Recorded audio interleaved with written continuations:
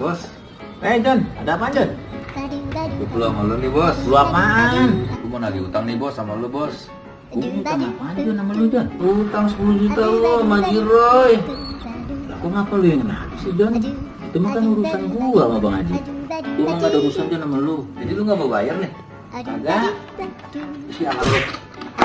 Tambahin lagi lu. Sabar John. Duduk dulu John. Duduk. Tenang John. Lu jangan pukul gua lagi John. Pokoknya gua kalau buat bayar Bang Haji mah gua belum ada. Kalau buat kasih uang rokok buat lu mah ada dah. Lu tenang aja. Maksud lu?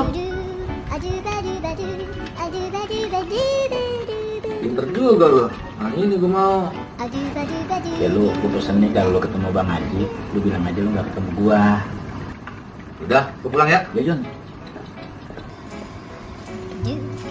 Jun, Pak Haji.